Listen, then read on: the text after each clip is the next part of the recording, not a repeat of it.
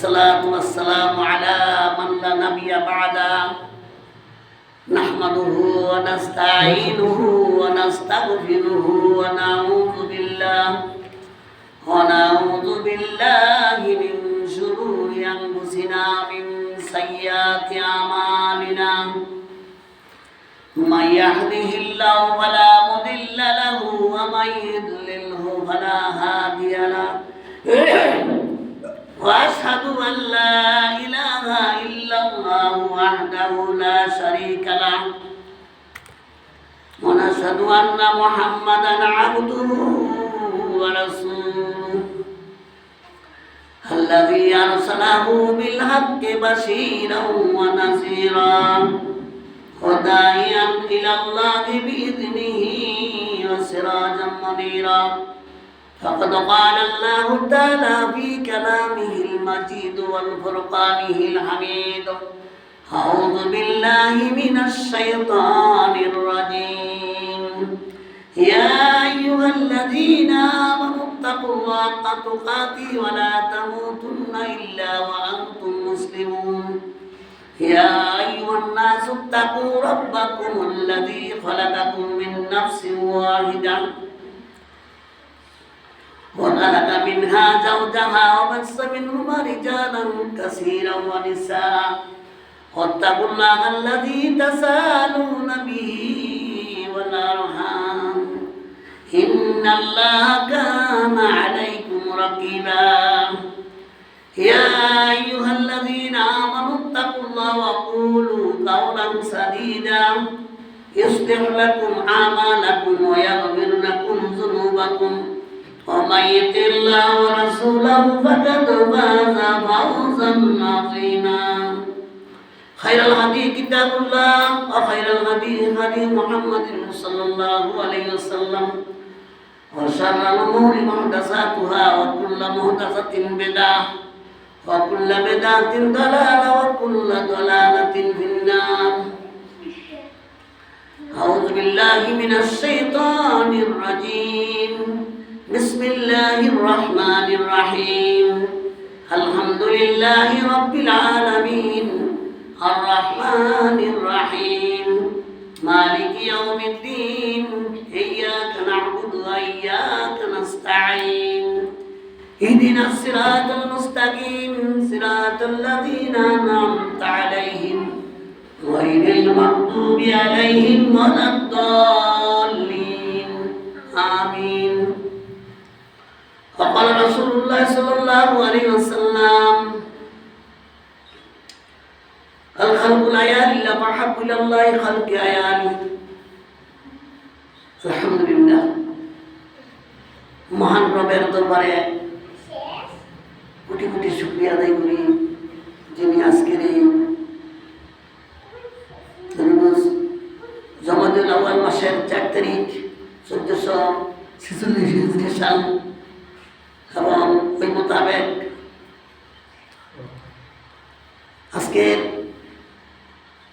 December মাসের এই দিনে আজকে আমরা এই শুক্রবার দিন পবিত্র জুমার দিনে মহান রব্বুল আলামিনের দরবারে হাজির হইতে পারছি। জুমার সালাতের আদায়ের উদ্দেশ্যে আমরা এখানে মসজিদে আসতে পারছি, এই জন্য আমরা মহান রবের কাছে কৃতজ্ঞ। আমরা সবাই কালিমাতুশ শুকর আদায় করি, সকলেই বলি আলহামদুলিল্লাহ। রব্বানা ওয়া লাকাল হামদ হামদান কাসীরান তাইয়িবান মুবারাকান ফীহি ইয়া রাব্বি লাকাল হামদু কামা ইয়ানবাগি লিজালালি ওয়াজহিক ওয়া আযীমি সুলতানিক। সম্মানিত হাজিরিন, আমরা গত জুমায় সূরাতুল ফাতিহার আলোচনা শুনেছিলাম, তাফসীর শুনেছিলাম। আমরা সূরাতুল ফাতিহা গত জুমায় সূরাতুল ফাতিহার নামকরণ এবং তার এই সূরার নামগুলি এবং সূরা ফাতিহার প্রথম আয়াত আলহামদুলিল্লাহি রাব্বিল আলামিন পর্যন্ত আমরা আলোচনা করেছিলাম। আজকে আমি তারপরের আয়াত থেকে আলোচনা করব। আর রহমান রাহিম থেকে আলোচনা করার চিন্তা করছি। বিনাসিয়াতিল্লাহ বিফাদলিল্লাহ আলাইহি তাওয়াক্কালতু ওয়া ইলাইহি উনীব লা ইলমা লানা ইল্লা মা আল্লামতানা মহান রবের সাহায্য কামনা করছি, আল্লাহ যেন আমাকে এই বিষয়ে সত্য কথা বলার, হক কথা বলার তৌফিক দেন, এবং এই কথাগুলি যেন আমরা সবাই আমল করতে পারি। সবাই বলি আমিন। রব্বি জিদনি ইলমা, রব্বি জিদনি ইলমা, রব্বি ইশরাহ লি সাদরি ওয়া ইয়াসসির লি ওয়াহলুল উকদাতাম মিন লিসানি ইয়াফকাহু কাওলি। সম্মানিত হাজিরিন, আমরা এই সূরাটা কেন পড়ি? এই সূরাটা নিয়ে আলোচনা এই জন্যই করি যে আমাদের এই সূরার চাইতে বেশি পড়া প্রয়োজন পড়ে এমন কোনো সূরা না। এই সূরাটাই আমরা বেশি পড়ি। আমরা গত জুমায় আলোচনা করেছিলাম, এই সূরাকে সাবেল মাসানি বলা হয়েছে, সত্য পাঠনীয়, নিত্য পাঠনীয় সত্য বাক্য। এই সূরাটা এমন প্রত্যেক দিন আমরা সালাতে আদায় করতে হয়। লা সালাতা লিমান লাম ইয়াকরা বিফাতিহাতিল কিতাব, এমন কোনো নামাজ নাই যেই নামাজ সূরা ফাতিহা ছাড়া পড়া যায়। এই জন্য সূরার একটা বিশেষত্ব, এই বিষয়ে আমি আলোচনা করবো না, যেহেতু গত জুমায় আমি এই সম্পর্কে বিস্তারিত আলোচনা করেছিলাম আপনারা যারা ছিলেন সূরা ফাতিহার ফজিলত সম্পর্কে। তা আজকে আলোচনা করব আর রহমানির রাহিম এই বিষয়ে। দেখেন এখানে একটা বিষয় হলো, আমরা গত জুমায় পড়ছিলাম রব্বিল আলামিন। রব মানে হলো প্রভু, রব মানে হলো প্রতিপালক, রব মানে মালিক, লালনকারী, পালনকারী, জীবনদাতা, বিধানদাতা, সব রবের অনেকগুলি অর্থ হয়, 22টা অর্থ হয়। তো এই বিষয়ে আমরা গত জুমায় কিছু কিঞ্চিত আলোচনা করেছিলাম। তো দেখেন আল্লাহ এই কোরআনের মধ্যে দেখেন কি রচনা শৈলী, ছন্দ বিন্যাস, গতিময় ছন্দ এবং ভাষার যে এই শ্রেণী বিন্যাস, শব্দ বিন্যাস, এই চিরটা কাল মানুষকে মুক্ত করেছে সূরা ফাতিহা। দেখেন এটার মধ্যে কোরআন মাজিদে আরেকটা মাহাত্ম্য হচ্ছে, কোরআনের একটা আয়াত আরেকটা আয়াতের ব্যাখ্যা। আপনি আগের আয়াত পরের আয়াতের ব্যাখ্যা দেখেন। এই যে আজকে আমি আলোচনা করবো আর রহমানির রাহিম, কিন্তু গত তারিখে আমরা আলোচনা করছি রব্বিল আলামিন। এই রব্বিল আলামিন, রব মানে কি? মালিক, প্রতিপালক।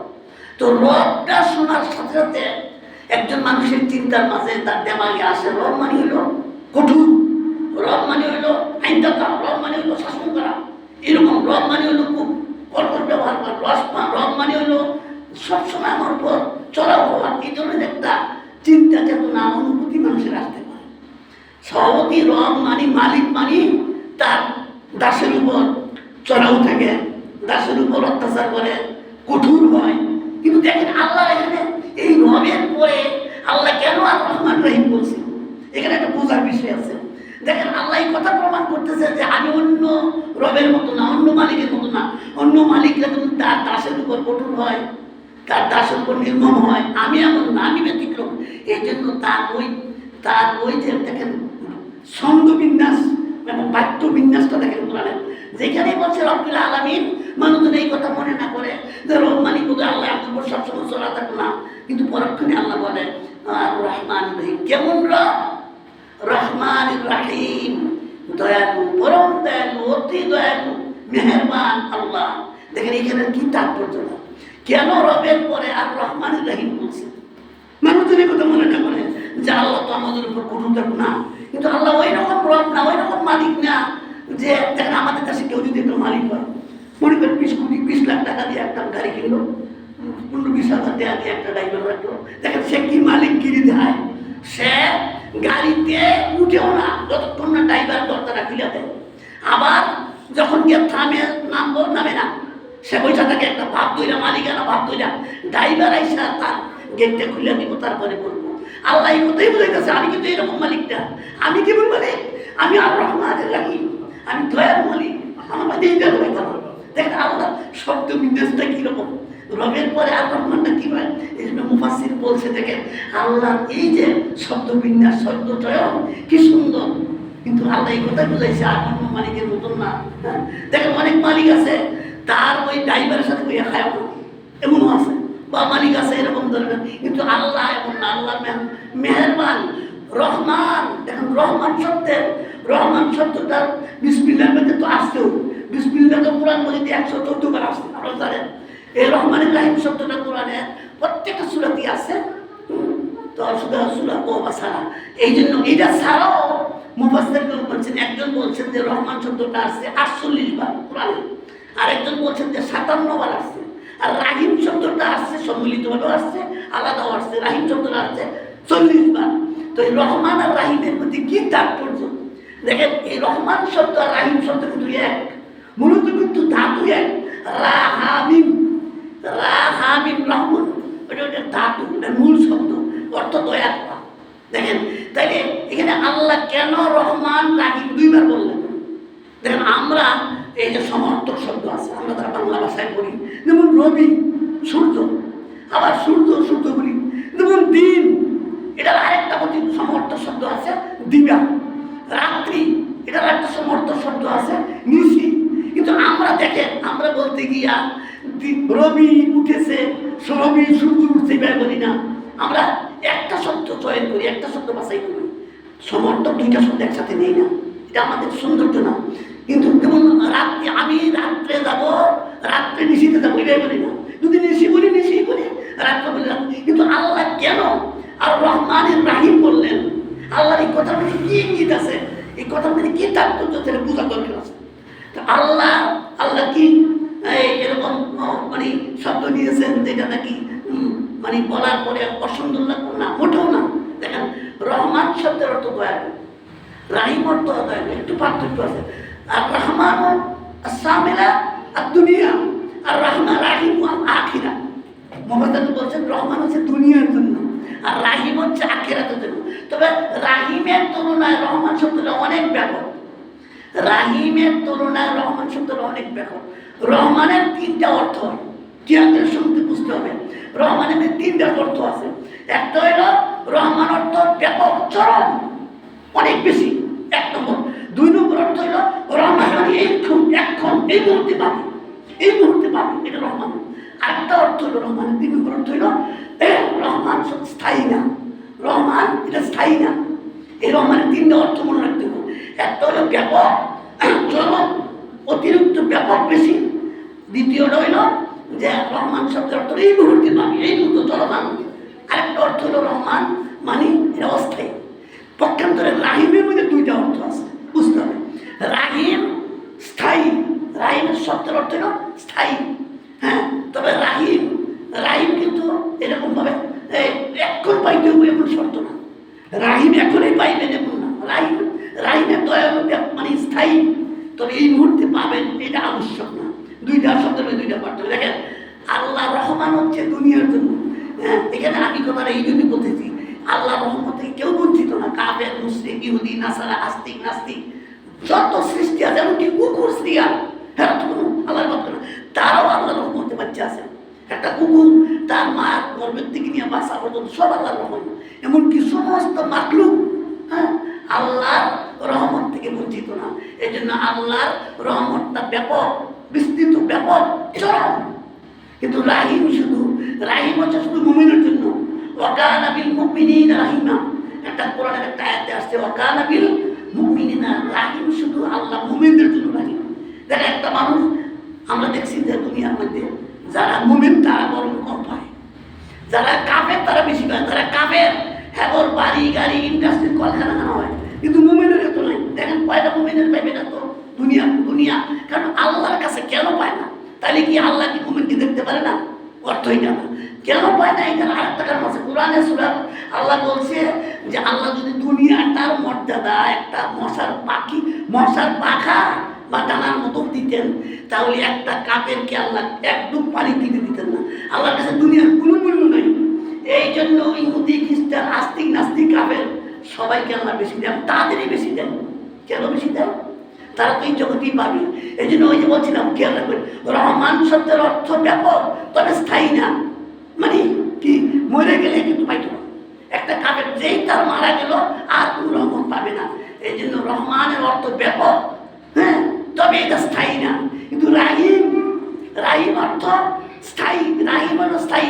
দেখেন অনন্তকালের, পরকালের জীবন হচ্ছে অনন্তকাল। একজন লোক যখন জান্নাতি হবে তার কোনো সীমা থাকবে না, কতদিন থাকবে না, অনন্তকাল।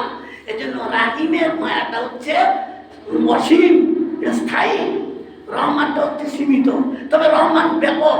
রহমানের দয়া হচ্ছে ব্যাপক, সমস্ত কিছু রহমান। দেখেন আল্লাহ যাদেরকে আল্লাহ মানে তাদেরকেও দেয়, যারা মানে না তাদের। এমন না যে একজন চুরি বিরাট বাচ্চা চলেছিল, পরে আল্লাহ তাদের টাকা টাকা ফরাই দিয়ে মারছে, এরকম না। এমন না যে একটা লোক চিনা বইরা বাচ্চা বিরাট সময়, বাড়িতে বিরাট সময় ডেনের মধ্যে বইরা ভাবো না, এটা হতো না। আল্লাহ মানে যারা আল্লাহ যারা ভরসা করে না তাহলে আর বেশি দিব। আর দুনিয়া সিজদুল মুমিনিন, হাদিস শরীফে আছে, আর দুনিয়া সিজদুল মুমিনিন, দুনিয়া হচ্ছে মুমিনের জন্য কি কারাগার, ও জান্নাতুল লিল কাফিরিন, জান্নাতের জন্য স্বর্গ, মানে মুমিনদের জন্য স্বর্গ। অতএব এরকম না। আবার আরেকটা কথা আছে যে মুমিনদের এত বেশি, কাফেরকে আল্লাহ এত বেশি সুখ শান্তি দিবে না যেইটা দেখার পরে মানুষ কি হয়ে যাবে, ইসলাম থেকে ভাড়া হয়ে যাবে, এমন না, এটাও করবে না। আল্লাহ ওটার মধ্যে ব্যালেন্স রক্ষা করে। তাই জন্য আল্লাহ হচ্ছে রহমান দুনিয়া, আর রহমান দুনিয়া আর রাহিমুল আখেরা। এই জন্য মহান আল্লাহ তাআলা রাহিম থাকবেন শুধু, তবে দুনিয়ার ব্যাপারে রহমান বলা, রাহিম বলা হয়েছে কিছু কিছু বান্দার জন্য, এটা সবার জন্য না, কিছু কিছু বান্দার জন্য আল্লাহ দুনিয়াতেও রাহিম। তবে রাহিমটা ব্যাপক অর্থে প্রকাশ পাবে পরকালের জন্য। আর দুনিয়াতে হলো আল্লাহ রহমান, হ্যাঁ, সবার জন্য রহমান। এই জন্য দেখেন আল্লাহ কত বড় রহমান। আমরা চিন্তা করি আল্লাহর রহমান কত বড় রহমান। আল্লাহ সবাইকে আস্তিক নাস্তিক, যখন বৃষ্টি হয় তো হিন্দুর বাড়িতে হয়, কাপড়ের বাড়িতে হয়, সবাই হয়। আল্লাহ দেখেন আমরা আল্লাহর যে সমস্ত নিয়ামত ভোগ করতেছি, আমরা আল্লাহর যে অসংখ্য নিয়ামত ভোগ করতেছি, এই নিয়ামত থেকে মুসলিমরাও ভোগ করে, কাফেররাও করে। কাফেররা কম না।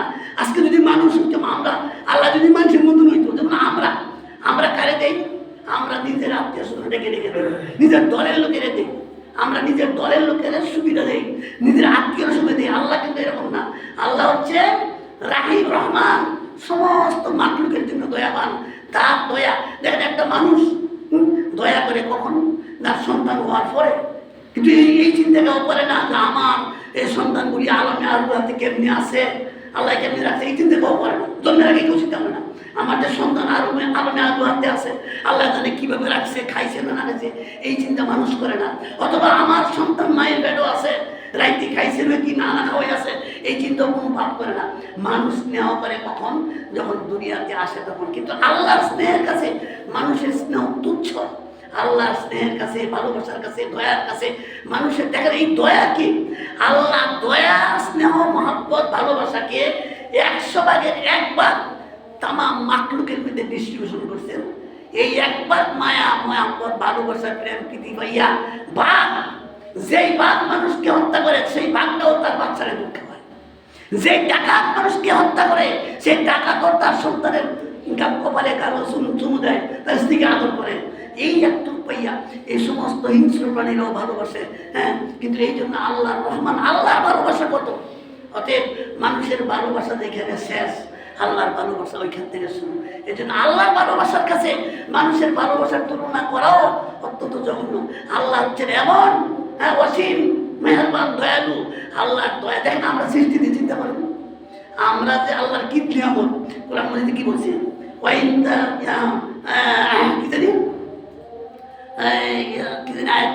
যে আল্লাহ নিয়ামত, আল্লাহর নিয়ামত সর্বস্তরে বিস্তৃত। আমরা কেউ আল্লাহ নিয়ামত থেকে বঞ্চিত নয়।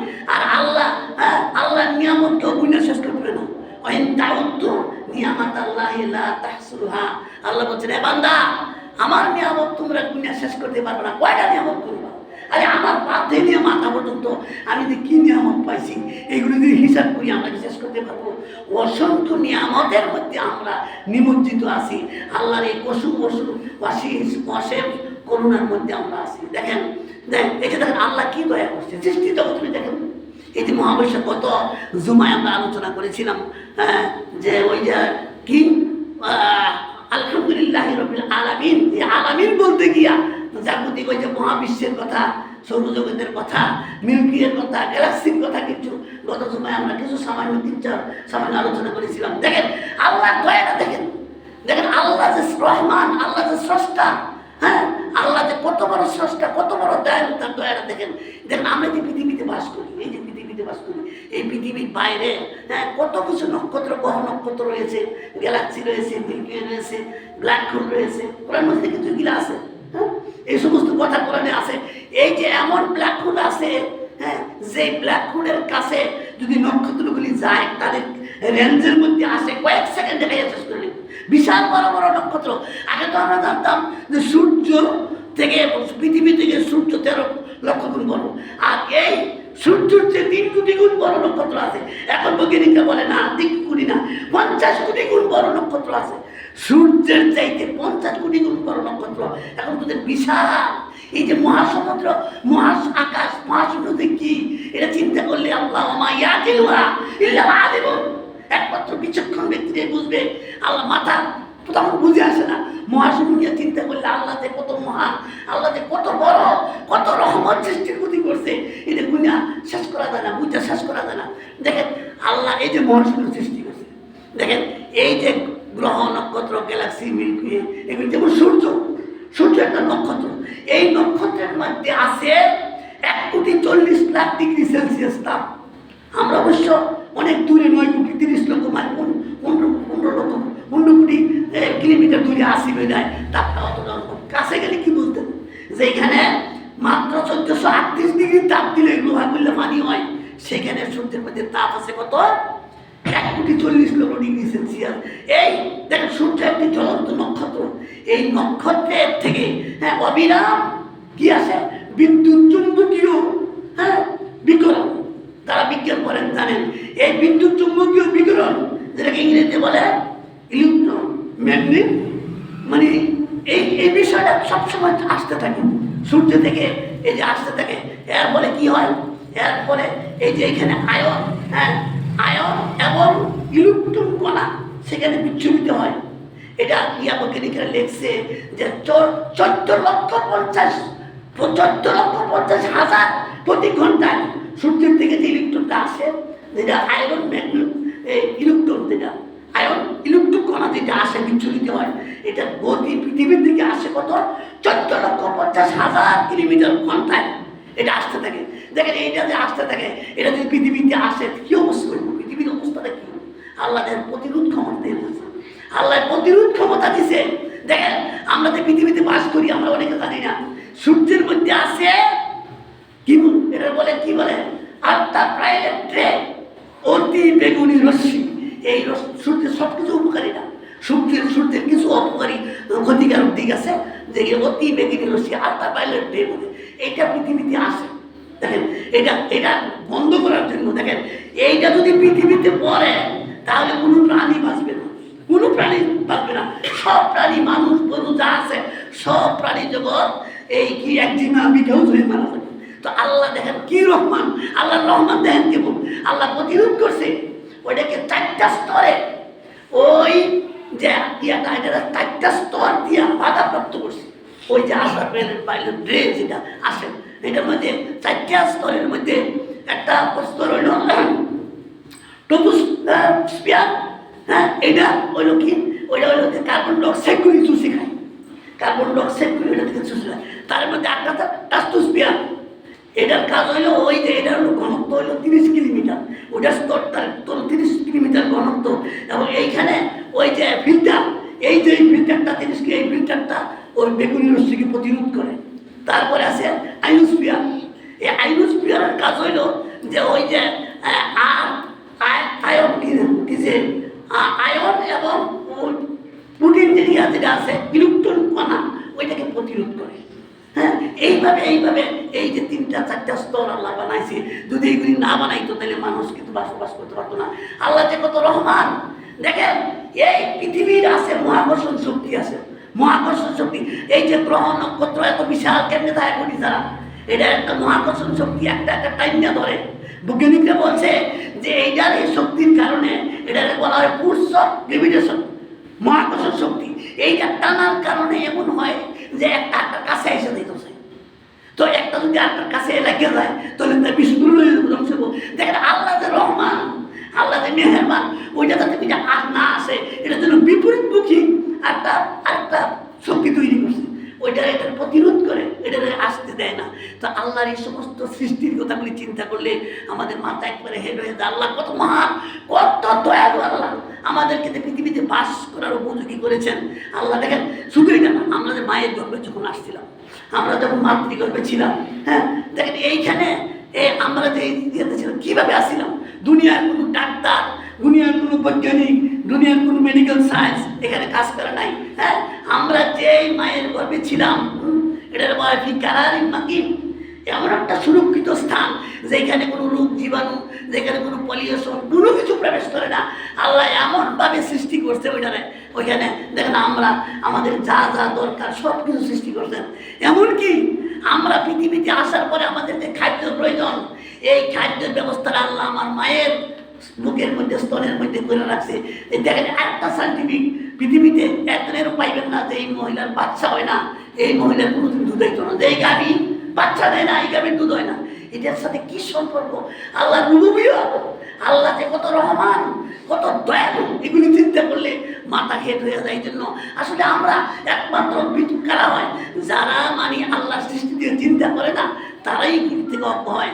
এই জন্য সত্যিকার অর্থে বৈজ্ঞানিক যারা যারা জ্যোতির্বিজ্ঞানী, যারা মহাশূন্য নিয়ে গবেষণা করে, তারা কোনোদিন নাস্তিক হয় না।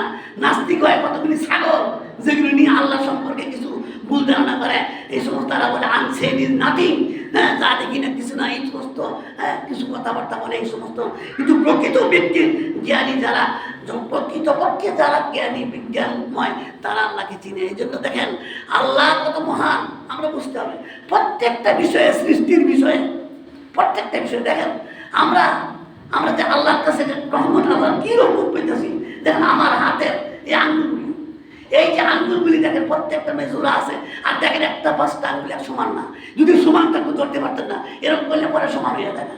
এইটা যে কি একটা সাইন্টিফিক, দেখেন আল্লাহ কি হাতের জোড়া দিচ্ছেন, হ্যাঁ, এবং এই যে চোখ, আমরা আল্লাহ আমাদেরকে কি কি দিচ্ছেন। এই জন্য কিয়ামতের দিন একটা হাদিস ইয়াতে আসছে যে এক বান্দা, হ্যাঁ, এই ইয়াটা আসছে বনি ইসরাইলের এক আবেদের কথাটা আসছে। বনি ইসরাইলের এক আবেদ, তিনি কিয়ামতের দিন অনেক আবাদত করতে, এক লেখা হয়েছে যে 500 বছর আবাদত করে উনি যখন কিয়ামতের দিন আল্লাহ বলবে, বান্দা তুমি তো অনেক আবাদত করছো, ঠিক আছে, তুমি আমার রহমতের জান্নাতে যাও। তো ওই বনি ইসরাইলের আবেদ বলবে, কেন আল্লাহ, আমি কেন আপনার রহমতে যাব? আমি তো 500 বছরের আবাদত করছি, তো আমার আবাদতে কি হবে না? তখন বললো, ঠিক আছে বান্দা, তো তুমি আবার যখন 500 বছর পড়ছো, তাইলে ঠিক আছে, হিসাবটা হইল। এবার কি হিসাব করলো? হিসাব হইল যে আল্লাহ বললেন বান্দাকে যে বান্দা কাজ করো, তোমার তো অনেক কিছু দিছি, সব কিছু আমি হিসাব নিব না। তোমার 2টা চোখ দিছি, 2টা শ্রবণ শক্তি দিছি, 2টা দৃষ্টি শক্তি দিছি, জ্ঞান শক্তি দিছি, সব দিছি। তবে তুমি শুধু এই 2টা চোখের একটা চোখ পাল্লায় রাখো, আর তোমার জীবনের 500 বছরের আমল রাখো। দেখা যাবে 500 বছরের আমল আর একটা বলার মধ্যে একটা চোখ রাখছে, এই চোখের ইয়াটা বাড়ি হয়ে যাবে। তখন বলবে, আল্লাহ এখন কি তুমি জাহান্নামে যাবে? তখন বলবে বান্দা, আল্লাহ আমার ভুল হয়ে গেছে। এই জন্য কোনো মানুষ আমল দিয়ে জান্নাতে যাইতে পারবে না। রাসূল যখন এই কথাটা বললেন, সাহাবীরা বললেন, ইয়া রাসূলুল্লাহ, আপনি তো অনেক আমল করেন, আপনি সারা রাত তাহাজ্জুদ নামাজ পড়েন, আপনার পা মোবারক খুলে যায় নামাজ পড়তে পড়তে, এরপরে আপনি সিয়ামুর কি বিজাল, সিয়ামুর বিজাল যেটা বলে একটানা রোজা, সিয়ামুর বিজাল বলা হয় একটানা 5-6 দিন, সেই দিনও খান না, পুরোটা মানে এইটা রাসূল করতেন। একবার এটা তখন সাহাবীরা শুনছে, এই কয়েকজনে তাহা শুরু করছে, সিয়ামুর বিজাল। তো রাসূল বললেন, তোমরা নাকি আমলটা করো। একদিন জুমার খুতবায় রাসূল বললেন, হ্যাঁ, তোমাদের কে বলছে এটা তোমরা পারতো না, এটা তোমাদের জন্য না, আমি নবী, আমার আল্লাহ খাওয়ায় পান করায়, তুমিও তো খাওয়াইতো না, এটা তোমাদের জন্য না, আমার জন্য স্পেশাল। তো সাহাবীরা বলেন, ইয়া রাসূলুল্লাহ, আপনি এত আমল করেন, তো আপনিও কি আপনার আমল দিয়ে জান্নাতে যাইবেন না? বলেন যে না, আমি মোহাম্মদ সাল্লাল্লাহু, আমিও কি করবো না, আমার আমল দিয়ে জান্নাতে যাইতে পারবো না। এই জন্য কেউ আল্লাহর রহমত ছাড়া কেউ জান্নাতে যাইতে পারবে না। আমরা একটা মুহূর্ত আল্লাহর রহমত ছাড়া বাঁচতে পারবো না। দেখছেন আমরা এই যে শীতকালে দেয় লেপের ভিত্তিকে ঘুমাই, এই অক্সিজেন কেমনে দেয় আল্লাহ? দেখেন এই অক্সিজেনটা কি জিনিস, একজন মুমূর্ষু রোগীর কাছে যান, আইসিইউতে যা করে ভর্তি হলে, লাইফ স্টেরিয়াতে যেটা বলে সিকিউরিটিতে ভর্তি করে জিজ্ঞান, এই শ্বাস একটা মানুষ মিনিটে 7 থেকে 8 লিটার পিওর অক্সিজেন গ্রহণ করে, 7 থেকে 8 লিটার, এবং 24 ঘন্টায় একজন মানুষ 550 লিটার অক্সিজেন গ্রহণ করে, যার বর্তমান বাজার মূল্য 18 লাখ টাকা। বর্তমান বাজার মূল্য একজন সুস্থ ব্যক্তির দৈনিক যে অক্সিজেন লাগে, ওইটার বাজার মূল্য হইল 18 লাখ টাকা দৈনিক। তো আপনি যদি অক্সিজেন কিনে খাইতেন, কেন বাঁচতে হইলে 18 লাখ টাকা দিয়ে বাঁচতেন। দেখেন আল্লাহ কত মেহেরবান। আল্লাহ দেখেন মানুষের অক্সিজেনের দরকার, পানির দরকার, বায়ুর দরকার, বাঁচার জন্য সব দরকার, এইগুলি চিন্তা করেন। দেখেন এই যে মানুষের গ্রন্থিগুলি আছে, মানুষের শরীরে 8টা গ্রন্থি আছে, বিজ্ঞান দ্বারা বলেন মানব দেহ নিয়ে 8টা গ্রন্থি আছে, সারেরা জানেন। চোখের একটা গ্রন্থি আছে, হ্যাঁ, এটার থেকে পানি নিঃসরণ হয়। আপনার চোখটা দেখেন 80 বছর হয়েছে, হ্যাঁ অন্য আছে, ঠিক আছে। এই চোখকে যদি এই গ্রন্থিটা না থাকতো, দেখেন চোখ সবসময় এরকম করে, এটা আপনি করেন না, এটা আল্লাহর কুদরতে করে। এই যে এর মধ্যে একটা পাতলা পানি দিছে, চক্ষু গ্রন্থি থেকে পানিটা আসে আর সাথে সাথে কি নয়। দেখেন এই যে আমাদের পরিবেশ, কত জীবাণু, কত পলিউশন, কত পয়জন আমরা বাস করি। আপনি দেখেন একটা আলু যখন আসে ঘরের ভিতরে, দেখেন একটা আলু যদি ছিদ্র থাকে কিনা, আর দেখেন কত বালু কোনা, এটা কি আপনার আসে না? এইগুলি চোখে পড়ে, অনবরত পড়ছে, কিন্তু আপনার 80 বছরের চোখ ঠিক আছে। আল্লাহ এমন একটা অটোমেটিক গ্রন্থি দিলেন যেটা পানি দিয়ে নিঃসরণ হয়। এগুলি কি চিন্তা করছেন? এই চক্ষুকে ভালো রাখার জন্য অনবরত আপনার চক্ষু উঠা বসা করছে, আর এই পানি দিয়ে ক্লিন করছে এরকম। তারপরে আছে এই যে আছে আরেকটা আছে, ওই যে মুখের মধ্যে আছে আরেকটা লালা গ্রন্থি আছে একটা। আপনারা জানেন যে এই যারা নাইট্রোজেন অ্যাসিডগুলি খাবারের সাথে যায় আর বিষাক্ত হয়, এই লালা অ্যাসিডটা যদি না থাকতো খাবার হজম হইতো না। এরকম অনেক প্রকারের অস্থিগুলি আছে, এই গ্রন্থিগুলি আছে প্রত্যেকটা মানুষের জন্য, প্রত্যেকটা মানুষের জীবন ধারণের জন্য, সুস্থ থাকার জন্য আল্লাহ এমনভাবে ফিট করছে, আল্লাহর পুত্র চিন্তা কইরা শেষ করতে পারবেন না। আল্লাহ ওয়াইন তাউদু নিয়ামাত আল্লাহি লা তাহসুহা।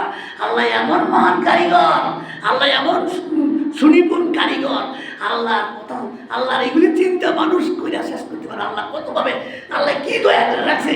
দেখেন জার্মানির একজন ডাক্তার, হার্ট বিশেষজ্ঞ, হৃদরোগ বিশেষজ্ঞ, তিনি বলছে যে একটা থিওরি দিছে যে আমরা জানি হৃদপিণ্ডের কাজ হইল, হৃদপিণ্ডের কাজ হইল ওই পাম্পিং কইরা রক্ত সঞ্চালন করে। হৃদপিণ্ড এটা করে সারা শরীরে দেখে রক্তগুলিকে সঞ্চালন করে শিরা উপশিরায়।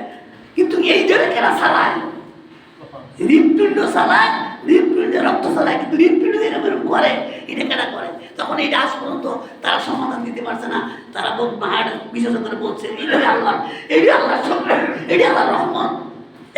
মানুষদের বাচ্চা আছে, এটা আল্লাহর একটা বিশেষ পুত্র, বিশেষ রহমত। কিভাবে যে বাচ্চা আছে এটা আল্লাহ জানে, মাথার কথা না। এরকম ভাবে দেখেন প্রত্যেকটা জিনিস মানুষ আল্লাহ সৃষ্টি করলে, মানে চিন্তা করলে, আল্লাহর সৃষ্টি নিয়ে যদি কেউ চিন্তা করে তাহলে মানুষ অবাক হয়ে যাবে। আল্লাহ কি সুন্দর বলছে, আল্লাহ, আল্লাহ যে কত মেহেরবান, আল্লাহ যে কত দয়া গরুবে করছে, এই দয়ার সীমানা নাই। এই জন্য তিনি হচ্ছেন আর রহমান রাহিম। তিনি হচ্ছেন এমন দয়ালু যার দয়ার কাছে সমস্ত দয়া শেষ। পৃথিবীর কোনো দয়া তার কাছে টিকে না।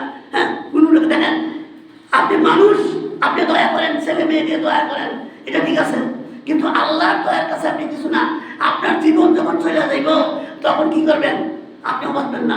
এই যে নূহ আলাইহিস সালামের সময় এক ঘটনা শুনছিলাম, অনেকেই বলে যে ঘটনাটা যাও, যে মহিলা যখন তার বাচ্চারে নিয়ে এরকম ভাবে পাহাড়ে উঠলো, পাহাড়ে উঠার পরে সে চিন্তা করলো পাহাড়ে তারা বাঁচাইব।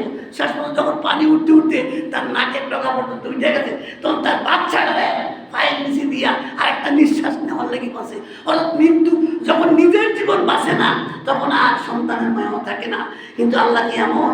আল্লাহ তো এমন রব যিনি মানুষকে প্রতিনিয়ত তার মেহরবানিতে, তার দয়ায়, তার অনুকম্পায় হ্যাঁ আমরা বেঁচে আছি। এই জন্য আল্লাহ যে কত মহান রব, আল্লাহ যে কত দয়ালু, এই বিষয়টা সূরা আর রহমান সূরা ফাতিহার মধ্যে তিনি বলছেন আর রহমান রাহিম। তিনি এমন দয়ালু, এমন রাহিম, এমন দাতা যার সাথে কোনো মানুষের তুলনা হয় না। এই জন্য কিয়ামতের দিন আল্লাহ হবেন রাহিম। রাহিম হচ্ছে শুধু মুমিনের জন্য, কিয়ামতে আল্লাহ হবেন রাহিম। আর দুনিয়াতে হচ্ছেন আল্লাহ রহমান। হ্যাঁ, এই রহমান হচ্ছে ব্যাপক, আর রাহিম হচ্ছে আল্লাহ এমন রাহিম হবেন, দাতা শুধু দিবেন কাদেরকে? মুমিন ওয়াকানাল বিল মুমিনিনা রাহিমা। একমাত্র আল্লাহ মুমিনদের জন্য রাহিম হবেন। হ্যাঁ, এই জন্য আমরা দেখেন এই যে আল্লাহর এই দুইটা শ্রীমতী নাম রহমান রাহিম, এই দুইটা শ্রীমতী নাম, এবং এই দুইটা নাম যে কত ব্যাপক, ব্যাপক অর্থবহ, আমরা কিন্তু বিষয়টা এরকম মনে করি না। এই জন্য আল্লাহ যে কত মহান, আমরা যদি চিন্তা করি আমাদের জীবনের প্রতিটি মুহূর্তে আল্লাহ রহমত, কাল কিয়ামতে আল্লাহ রহমত ছাড়া কেউ জান্নাতে যাইতে পারবে না। আল্লাহর রহমত সকল কিছু ওয়াসিয়াত, হ্যাঁ, সমস্ত সৃষ্টির প্রতি বিকৃত। আল্লাহর রহমত ছাড়া কেউ বাঁচে না। চোর, ডাকাত, ভালো মানুষ, মুসলিম, আস্তিক, নাস্তিক, ইহুদি, নাসারা, দুনিয়ার কোনো প্রাণী, কোনো মাখলুক আল্লাহর নিয়ামত থেকে বঞ্চিত নয়। সবাই আল্লাহর কাছ রহমত থেকে বঞ্চিত আছে। এই রহমতের মধ্যে আছে বিদায় সবাই বাচ্চা আছে। এই জন্য আল্লাহকে আমরা চিনতে হবে। আল্লাহ হচ্ছেন রহমান রাহিম, মহান কি, হ্যাঁ, দয়ালু। আল্লাহর দয়ার সাথে পৃথিবীর কোনো মানুষের দয়া, মায়ের দয়া, বাপের দয়া, কারো দয়া ঠিক না, সব দয়া ব্যর্থ। আল্লাহ তো এমন দয়া কিয়ামতে। হ্যাঁ, এই জন্য আমরা আশা করতে পারি আল্লাহর রহমতের। এই জন্য কেউ বলতে পারবেন না যে আমি অনেক ইবাদত করছি, অনেক ন্যাক কামল করছি, আমার ন্যাক দিয়ে না যাওয়ার কোনো সুযোগ নাই। রাসূল যেখানে নিজে বলছে যে আমি আমার ইবাদত দিয়ে জান্নাতে যাব না, আল্লাহর রহমত ছাড়া কেউ পাবে না, দুনিয়াতেও বাঁচতে পারবে না, কিয়ামতেও পারবে না। প্রত্যেকটা মুহূর্তে আল্লাহর রহমত, জীবনের প্রতিটা মুহূর্তে আল্লাহর রহমতের দরকার। এই জন্য লা তাকনাতু মির রাহমাতিল্লাহ, আল্লাহ বলছেন বান্দা, বান্দা তোমরা আমার রহমত হইতে নৈরাশ হইও না। নৈরাশ একটা হতাশা, একটা কুফরি। যারা আল্লাহ রহমত থেকে নৈরাশ হয় এটা কুফরি। এই জন্য আল্লাহ তো এমন দয়ালু, আল্লাহ তো এমন দেখেন এই পৃথিবীতে কোনো মানুষ অপরাধীকে খুঁজে না মাফ করার জন্য, অপরাধীরে খুঁজে বিচার করার লাগি, প্রতিশোধ নেওয়ার লাগি। মানুষের সব হইল অপরাধীরে খুঁজতে গেলে প্রতিশোধ নেওয়ার লাগি, আর আল্লাহ অপরাধীকে খুঁজে ক্ষমা করার জন্য, আল্লাহ অপরাধীকে খুঁজে ক্ষমা করার জন্য। এই জন্য আল্লাহ বলেন, একটা হাদিস শরীফে আসছে যে এরকম প্রতিদিন ভোর রাত্রে আল্লাহ পৃথিবীর প্রথম আকাশে এসে বলেন, কে আসো গুনাহগার ক্ষমা করে দিব, কে আসো অভাবে মুক্ত করে দিব, কে আসো রোগ সুখে আমার কাছে ক্ষমা চাও, আমি মুক্ত করে দিব। আল্লাহ সমস্ত বান্দার হাজত পূর্ণ করেন। এই জন্য তিনি হচ্ছেন, তার কাছে যাইতে হইব। তিনি হচ্ছেন সমস্ত হাজত পূর্ণকারী। কিন্তু আল্লাহ রাব্বুল আলামিন হচ্ছে মানুষের সমস্ত হাজত পূর্ণ করবেন। অথচ আমরা কি করি?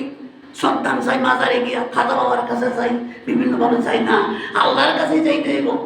আবার গাউসের আজম হয়, গাউস মানুষ আবার কি করে গাউস হয়? গাউস শব্দটা মহান উদ্ধারকারী। যারা আব্দুল কাদের জিলানীকে গাউস বলে, অতিরিক্ত আল্লাহর কাছেই পাশে চাই দিব, আল্লাহর দয়াই চাই দিব, আর কারো দেওয়া চাওয়া যাবে না, আর কারো সাহায্য চাওয়া যাবে না। একমাত্র গাউস হচ্ছে আল্লাহ। আল্লাহ হচ্ছেন কি আছে মুস্তাকিদিন আগে নবী ফাতলি। আল্লাহ হচ্ছেন এমন যিনি সমস্ত রহম সৃষ্টির উপর রহম করেন, যিনি সমস্ত রহম। দেখেন, আমরা যদি যদি আল্লাহ মানুষের গুণ কি? কেউ যদি কারো ক্ষতি করে তার প্রতি কি করে? সদয় হয় না, তার বিরুদ্ধে করে। কিন্তু আল্লাহ কি করে? মানুষকে খুঁজা পাপ করার জন্য এমন অপরাধ, যেমন দাইয়াতুল কালবি ইসলাম গ্রহণ করে রাসূলের কাছে কাঁদছিল। রাসূল বলে, তুমি কাঁদো করে? ইয়া রাসূলুল্লাহ, আমি তো অনেক পাপ করছি, ৭৯টা মেয়ে আমি নিজের হাতে কবর দিছি, আমার গুনাহকে আল্লাহ মাফ করবো? রাসূল, তুমি কালেমা পড়ছো, মাফ হয়ে গেছে, তুমি কালেমা পড়ছো তো সব মাফ হয়ে গেছে। আল্লাহ তো এমন সব মাফ করে দেয়। এক সাহাবীর কাছে এক মহিলা গেছিল, গিয়ে বলছিল যে আমি তো রাসূলের কাছে যাইতে সাহস পাই না, তো আপনার কাছে একটা হাদিস দিয়েছিলাম, একটা মাসলা, আমি তো এরকম অপরাধ করছি, জেনা করছি, এবং জেনা করে এরকমভাবে আমি অপরাধ করছি, পাপ করছি, তো আমার এই পাপে কি আল্লাহ ক্ষমা করবে? তো ওই সাহাবী বলল, না সর্বনাশ, তোমার এই পাপ ক্ষমা হইতো না। তারপরে ওই সাহাবী রাসূলের কাছে গেলেন, যাওয়ার পরে বললেন, ইয়া রাসূলুল্লাহ, আমি তো একটা কথা কয়ে এলেছি। কি কইছ? আমার কাছে এক মহিলা কইছে যে আপনি জিনা করছে, এবং জিনা করার পরে তার বাচ্চা হয়েছে, তো চাইছি আল্লাহ কি ক্ষমা করবো? আমি না কইছি, না এত মাপ আল্লাহ ক্ষমা করতো না। তখন রাসূল খুব রাগ করলেন, তুমি কি জানো, তুমি কি আল্লাহ, তুমি কেন তার বললা ক্ষমা করবে না? তারে খোঁজো। শেষ পর্যন্ত এরকমভাবে সে খুঁজতে লাগলো, এবং পরবর্তীতে দেখা গেছে যে এই মহিলাকে একসময় সে পেয়ে হওয়ার পরে বললো যে আমি আপনার খোঁজ আছি, আল্লাহ আপনাকে মাফ করে দিব। তো ওই মহিলায় আল্লাহর সেটা দিয়া বলছিল, আল্লাহ আমি বড় তোমার শুকরিয়া আদায় করি, আমার মতন পাপকেও তুমি ক্ষমা করে দিবা। তো আল্লাহর কাছে যত বড় পাপ হোক, সমুদ্রের ফেনা পরিমাণ পাপ করছেন আপনি, সমুদ্রের ফেনা পরিমাণ, সমুদ্র সৈকতের বারো পরিমাণ, আকাশের তারকা পরিমাণ অপরাধ করছেন। আল্লাহর কাছে নত হন, আল্লাহর কাছে কি করেন? স্বীকার করেন, তওবা করেন, আল্লাহ ক্ষমা করে দিবেন। আল্লাহ ক্ষমা করতে ভালোবাসেন। একটা হাদিসে আছে, যদি এমন হইতো কোনো মানুষ ক্ষমা না করতো, তাহলে আল্লাহর ওই যে গাফফার নামটা ওইটা দিয়ে সম্মান থাকতো না। আল্লাহ বড় ভালোবাসেন, মানুষ যখন আল্লাহর কাছে যায় আল্লাহর বড় রহম হয়, দয়া হয়। এজন্য আল্লাহ চায় মানুষ পাপ করবে, তবে সে যেন কি করে? অনুশোচনা করে। পাপ করার পরে অনুশোচনা হয়, আল্লাহ বেশি খুশি হয়। রাসূল একটা উদাহরণ দিছে এটার বিষয়ে, যে একটা লোক মরুভূমিতে শুয়ে আসছিল, ঘুমায় গেছিল, ঘুমের দুইটা তো দেয়, হ্যাঁ উঠো নাই, খাবারও নাই। এখন বুঝেন, হ্যাঁ কে বলে তিনি বিপদে পড়ছে? মরুভূমিতে কোনো যাইতে পারতো না, এখন মরণ ছাড়া কোনো উপায় নেই, খাবারও নাই, ওঠো নাই। এইবার সে কি করবো? সে কথা আমার তো শেষ হই, সে আবার শুয়ে বললো, আবার ঘুমায় গেছে। আবার ঘুমের উঠতে দেখতেছে তার উঠটাও আছে, খাবারও আছে। তখন সে বলছিল, আল্লাহ তুমি আমার বললাম, আমি তোকে রাখবো। সে ভুলে আবেগে বলে ফেলেছিল, কিন্তু আল্লাহ মনেরটা দেখে অন্তর দেখে না। তখন দেখেন এই ব্যক্তিটা, রাসূল বলছে যেই ব্যক্তিটা মরুভূমিতে সে উঠ হারানোর পরে আবার উঠটা ফিরে পাইছে, সে যে কি খুশি হয়েছে, এটা এর চেয়ে বেশি খুশি হয় কোনো পাপিষ্ট কোনো বান্দা যদি আল্লাহর কাছে অনুগত করে, তওবা করে, আল্লাহ এর চেয়ে বেশি খুশি হয়। এজন্য আমরা আল্লাহর রহমত থেকে বঞ্চিত হব না। লা তাকনাতু মির রাহমাতিল্লাহ, সবসময় আমরা আল্লাহর রহমতের আশা করব। এটি সবচেয়ে বড় তাওয়াক্কুল, যে আমরা আল্লাহর উপর কি ভরসা করে আল্লাহ আমাদের ক্ষমা করে দিবেন। তবে এর অর্থ এই না ক্ষমা যখন করবো ওই পাপ জন্মের মতো কইরা নেই, এটা না, এটা আবার ঠিক না। অনেকে আসে না, যদি কেউ নিয়ত করে আচ্ছা পাপটা করি তওবা করবো না, এটা তওবা কবুল নাও হতে পারে, নাও হতে পারে।